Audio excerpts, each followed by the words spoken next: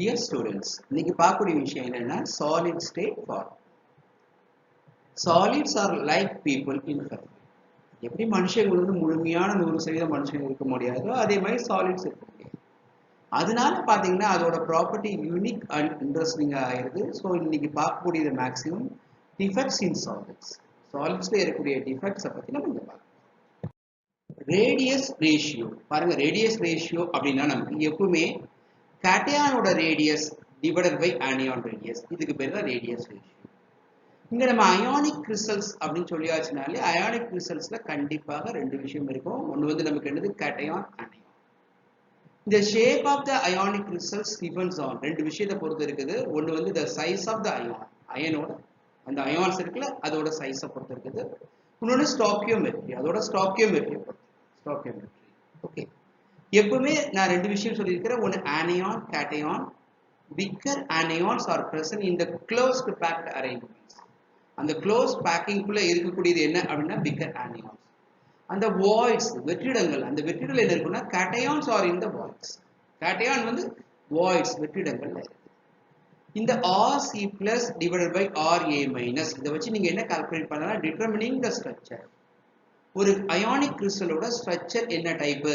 டெட்ராஹெட்ரலா, ஆக்டாஹெட்ரலா, கியூபிக்கா, trigonal, பிளேனாரா அப்படின்னு நம்ம calculate பண்ணிக்கலாம். இதுக்கு நமக்கு தேவையான விஷயம் என்னன்னா RC plus divided by RA minus. கேட்டையானோட radius divided by anion radius. அதோட வேல்யூ 0.155ல இருந்து 0.225 வரைக்கும் இருந்தா கோஆர்டினேஷன் நம்பர் 3 இருக்கும். ட்ரைகோனல் பிளேனார், அதோட ஸ்ட்ரக்சர் ட்ரைகோனல் பிளேனார். இது நமக்கு B2O3. அதோட எக்ஸாம்பிள் வந்து நமக்கு வந்து போரான் ஆக்சைடு, ட்ரை ஆக்சைடு, அதுக்கு நமக்கு இதா இருக்குது. இதே இது 0.225ல இருந்து 0.414 அப்படின்னு இருந்தா அதோட கோஆர்டினேஷன் நம்பர் 4, டெட்ராஹெட்ரல் ஷேப்பா இருக்கும். Example Z&S, zinc blending. அதே மாதிரி அந்த ரேஷியோ வேல்யூ 0.414ல இருந்து 0.732 அப்படின்னு இருந்தா அதோட coordination number 6.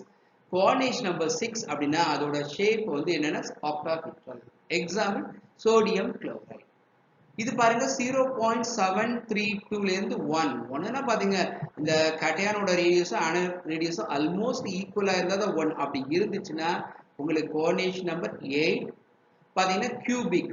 Example caesium chloride. So ஞாபகம் வச்சுக்கோங்க. ரேடியஸ் ரேஷியோ வச்சு இவ்வளவு விஷயம் தெரிஞ்சா போது இல்லை 1 மார்க் கொஸ்டின்ஸ் கேட்கலாம். இந்த ரேஷியோவுக்கு என்ன கோஆர்டினேஷன் நம்பர், என்ன ஷேப் அப்படின்னு கேட்பாங்க. இதை மட்டும் ஞாபகம் வச்சீங்கன்னா போதும். ஓகே, நெக்ஸ்ட் பாருங்க. இன்பெர்ஃபெக்ஷன் இன் சாலிட்ஸ். சாலிட் எல்லாமே கிடைக்கக்கூடிய சாலிட் எல்லாமே பெர்ஃபெக்டா இருக்காது. சில இன்பெர்ஃபெக்ஷன் அதுல இருக்குது அப்படின்னு ஞாபகம் வச்சுக்கோ போதும். Crystals always found to have some defects in the arrangement. அதோட அரேஞ்ச்மெண்ட்ல சில டிஃபெக்ட்ஸ்னா குறைபாடுகள் இருக்கலாம். குறைபாடுகள். This defect affect the physical and chemical properties of the solid. So இந்த டிஃபெக்ட் இருக்கிறதுனால அதோட பிசிக்கல் ப்ராப்பர்ட்டி டென்சிட்டி குறையலாம், டென்சிட்டி கூடலாம், அதோட கண்டக்டிவிட்டி கூடலாம் குறையலாம். அதான் நமக்கு ஏற்படக்கூடியது. So this defect affect the physical and chemical properties of the solid. Electrical conductivity of semiconductor increases. பார்த்தீங்கன்னா உங்களுக்கு சிலிக்கான் இருக்குது. சிலிக்கான்ல ஏதாவது இம்ப்யூரிட்டி சேர்க்கும் போது அதோட செமிகண்டக்டர் கண்டக்டிவிட்டி இன்க்ரீஸ் ஆகும். The electrical conductivity of the semiconductor increase. அதுவே பாருங்க magnetize and demagnetize property of the ferromagnet substance like iron and nickel depends on the imperfection. அதுல மாசுகள் இருக்கிறதுனால மேக்னெட்டிக் ப்ராப்பர்ட்டி என்ன ஆகலாம்? அது மேக்னெட்டா மாறலாம் அல்லது டிமேக்னெட்டா மாறலாம். மேக்னெட்டிக் ப்ராப்பர்ட்டி கூடலாம் அல்லது மேக்னெட்டிக் ப்ராப்பர்ட்டி குறையலாம். இந்த டிஃபெக்ட்ஸை 4 வகையா பிரிக்கிறோம். ஒன்று points defect, second one line defects, third one industrial defect, fourth one volume defect. 4 defects. Point defects நம்ம இங்க மேக்ஸிமம் இந்த நம்ம லெசன்ல பார்க்கக்கூடியது பாயிண்ட்ஸ் டிஃபெக்ட் தான். அதை 3 வகையா பிரிக்கிறோம். ஒன்று stoichiometric defect, non-stoichiometric defect, impurity defect. In the stoichiometric defect further classified 2 types. One is Schottky defect, another Fresnel defect. Non-stoichiometric defect 2 types சொல்றாங்க. metal excess defect, metal deficiency defect, impurity defect. இந்த 5 defects பத்தி நம்ம இந்த lesson ஃபுல்லா பார்க்க போறோம். அடுத்தல பாருங்க stoichiometric defect in ionic solids. இந்த அயானிக் சாலிடோட ஸ்டாக்கியோமெட்ரிக் டிஃபெக்ட்டை பத்தி நம்ம சொல்ல போறோம். ஒன்று இன்டர்ஸ்டிங்னா வேற ஒண்ணுங்க இல்ல, அந்த கிறிஸ்டல் லாட்டிஸ்ல இருக்கக்கூடிய சில கேட்டையானோ ஆனையானோ என்ன ஆகலாம், மிஸ் ஆகிக்கலாம், வேக்கண்ட் உருவாயிருக்கலாம், அல்லது ஒரு கேட்டையான் வந்து அதோட இடத்துல இருக்காம இண்டஸ்ட்ரியல் பொசிஷன்ல இடைச்செருகளா போய் இருக்கலாம். அதான் இண்டஸ்ட்ரிக்னா புரிஞ்சுச்சா?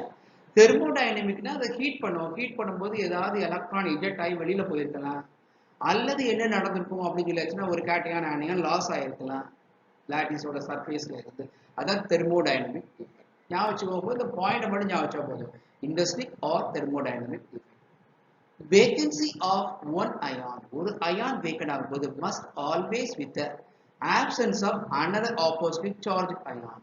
ஒரு கேட்டையான் மிஸ் ஆயிருக்கு அப்படின்னா நம்ம ஒரு ஆனையானம் மிஸ் ஆகும். ஒரு பிளஸ் அப்போ ஒரு மைனஸ், ரெண்டு பிளஸ் ரெண்டு மைனஸ், ஸோ ஈக்குவலா இருக்கும். Otherwise the vacant ion the interstitial position, vacant அயான ஒரு பாசிட்டிவ் சார்ஜ் அயான் காணாம போயிடுச்சு, அது என்ன ஆகும், இன்னொரு இடத்துல போய் உட்காந்துருக்கும், இண்டஸ்ட்ரியல் பொசிஷனா இருக்கும், இடைச்செருகளா இருக்கும். அப்படி இருக்கிறதுனால to maintain the electrical neutrality, ஒரு பிளஸ் மைனஸ் அதோட கிறிஸ்டலோட பாசிட்டிவோ நெகட்டிவோ கூடாம நியூட்ரலா இருக்கும், அதுல எந்த விதமான மாற்றமும் இருக்காது. So to maintain the electrical neutrality. Stoichiometric defect நான் ஏற்கனவே சொன்ன மாதிரி ரெண்டு இருக்குது, ஒன்று Schottky defect, another one is Frenkel defect. இந்த ரெண்டு டிஃபெக்ட்டை பற்றி நம்ம பார்க்கலாம். பாருங்க, ஷார்ட்கி டிஃபெக்ட் இந்த எக்ஸாம்பிள் நல்லா பாருங்க போதும். நமக்கு சோடியம் பிளஸ் அதே மாதிரி குளோரின் மைனஸ், ஒரு சோடியம் பிளஸ் மிஸ் ஆயிருக்குது, ஒரு குளோரின் மைனஸ் மிஸ் ஆயிருக்கு.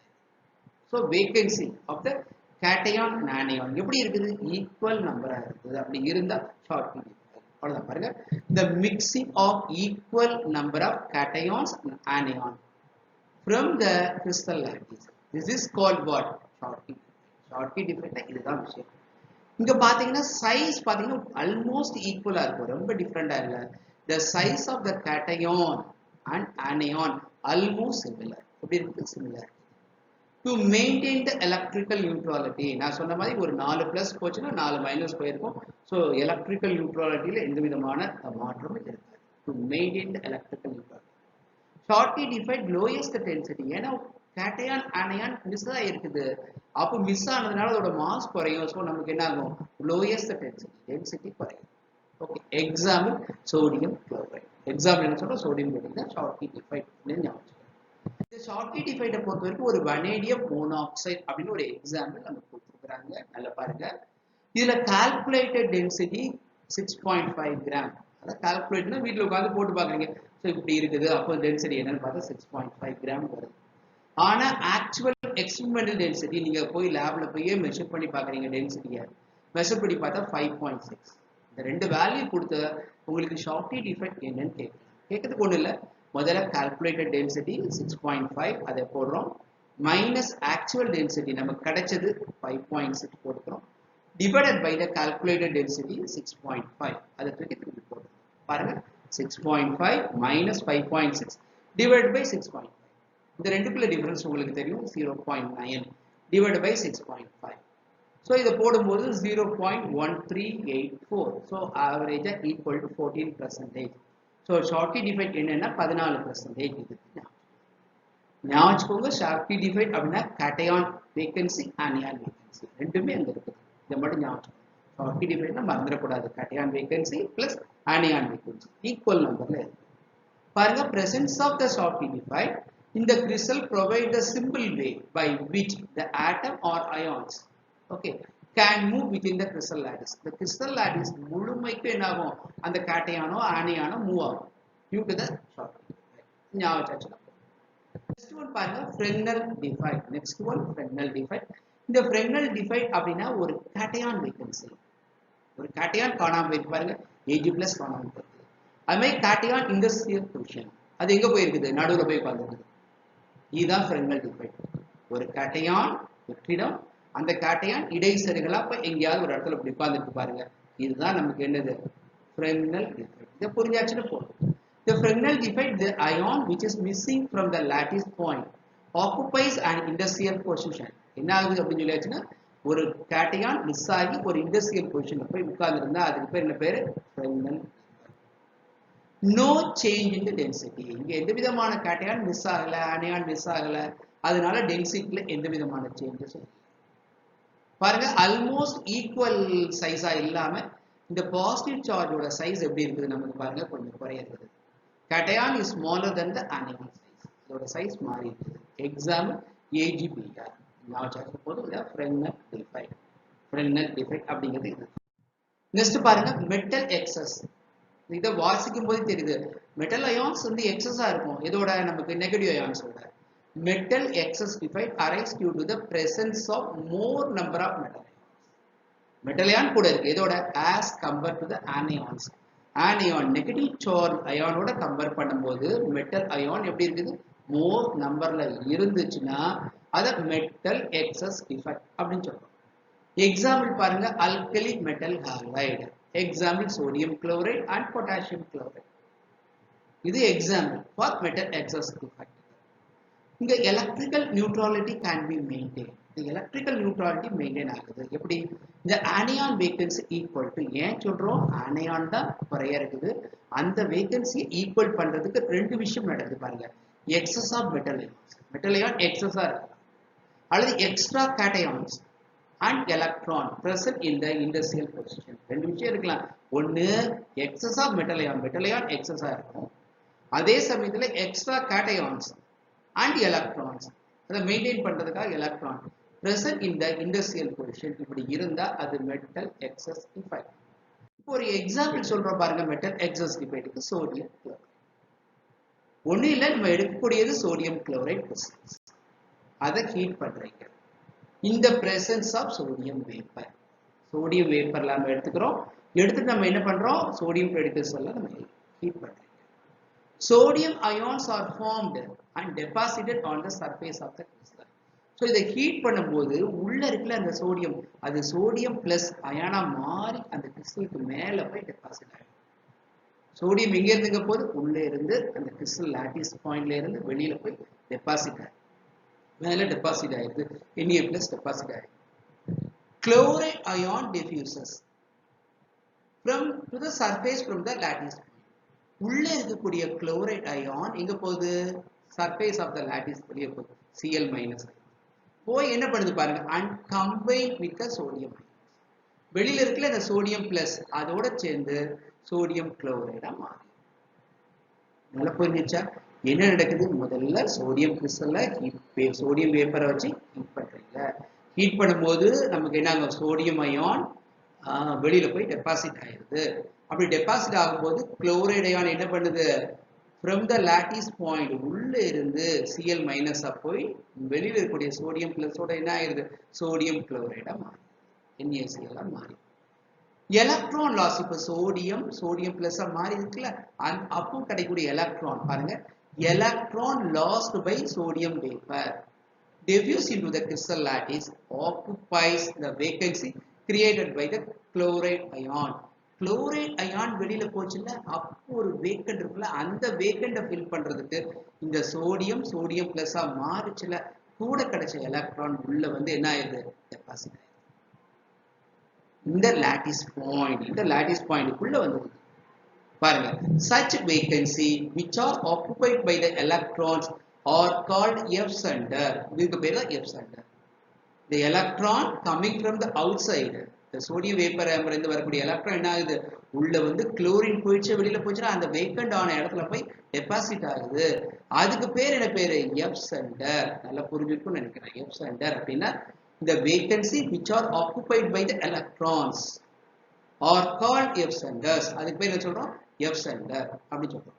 சோ உங்களுக்கு நல்ல புரியும் நினைக்கிறேன். சோடியம் பிளஸா மாறுது, அப்போ வந்து குளோரின் Cl- உள்ள இருந்து வெளியே போய் அந்த சோடியம் பிளஸோட சேருது. அப்படி சேரும்போது அது உங்க உள்ள வேக்கண்ட் ஆச்சுல குளோரின் இருந்த இடம், அதுக்கு என்ன ஆகுது, சோடியம் வேப்பர் லேம்ப்ல இருந்து கிடைக்கக்கூடிய எலக்ட்ரான் வந்து அப்படி டெபாசிட் ஆகுது. இதுக்கு பேர் என்ன பேரு, F center. ஓகே, எக்ஸாம்பிள் பாருங்க, Na1+X குளோரின். சோடியத்தோட அயான்ஸ் கொஞ்சம் கூட இருக்குது, அதனால 1+X அப்படின்னு போட்டுக்கலாம். ஓகே, அடுத்து பாருங்க metals deficiency. Metal deficiency defect arise due to the presence of the less number of cations. Metal ion குறைய இருக்குது, எதோட, than the anions. anions குறைய. கண்டிப்பா இப்படி இருக்கணும்னா cations have the variable oxidation state. Cation variable oxidation state இருக்கணும். காப்பர்னா copper plus copper 2 plus, Fe Fe2 plus Fe3 plus. அதே மாதிரி வேரியபிள் ஆக்சிடேஷன் ஸ்டேட் இருந்துச்சு அப்படின்னா நமக்கு மெட்டல் டெஃபிஷியன்சி டிஃபெக்ட் வரதுக்கு சான்சஸ் இருக்குது. மெட்டல் டெஃபிஷியன்சி டிஃபெக்ட் வரதுக்கு சான்சஸ். பாருங்க இங்க FeO, some of the Fe2 ions are missing from the crystal lattice. இங்க மூணு இடத்துல பாருங்க, இதுதான் Fe2 பிளஸ் Fe2 பிளஸ். அந்த Fe2 பிளஸ் மூணு இடத்துல வேக்கண்ட் ஆயிருக்கு. பாருங்க மூணு இடத்துல வேக்கண்ட் ஆயிருக்கு. So to maintain the electrical neutrality, the twice number of Fe2 plus ion in the crystal is oxidized to Fe3 plus ions. So ஒரு Fe நல்லா பாருங்க, ஒரு Fe2 plus மிஸ் ஆச்சுன்னா ஒன்னோட டபுள் மடங்கு என்ன 2. ஸோ 2 Fe2 plus என்ன ஆயிருக்கும் Fe3 plus மாறி. சொல்றது புரிஞ்சா? இப்போ 2 Fe2 plus மிஸ் ஆயிருக்குது. அப்ப எத்தனை Fe2 plus Fe3 plus மாறும்? 2ஓட டபுள் மடங்கு என்ன 4. அவ்வளவுதான். So 4 Fe2 plus Fe3 plus மாறும். In such cases, overall number of Fe2 plus and Fe3 plus ion is less than O2 minus ion. The O2 minus ion, O2 minus ion இருக்குல்ல, அதோட compare பண்ணும்போது இந்த மொத்தமா கூட்டக்கூடிய இந்த Fe2 plus Fe3 plus ion ஒரு number எப்படி இருக்கும்? குறையாது. ஃபார் எக்ஸாம்பிள் பாருங்க, FeXO இதுல பாத்தீங்கன்னா where X the range from 0.93 to 0.98. இதுதான் metal deficiency defect. Metal deficiency defect அப்படின்னு சொல்லியாச்சுனாலே ஒரு ஞாபகம் வைக்க வேண்டியது நமக்கு ஆனயான்ஸ் அதிகம். கேட்டயான்ஸ் கண்டிப்பா எப்படி இருக்கணும்? வேரியபிள் ஆக்சிடேஷன் ஸ்டேட்ல கண்டிப்பா இருக்கணும். இருந்தா இதே மாதிரி இருக்கும். Fe2 plus மிஸ் ஆச்சுன்னா அதுக்கு ஈக்குவல், அதுக்கு டபுள் நம்பரா என்ன வரும்? Fe3 plus வரும். இதுதான் மெட்டல் டெஃபிஷியன்சி டிஃபெக்ட். உங்களுக்கு இன்னைக்குள்ள போர்ஷன்ஸ்லாம் நல்லா புரிஞ்சுன்னு நினைக்கிறேன். Thank you students.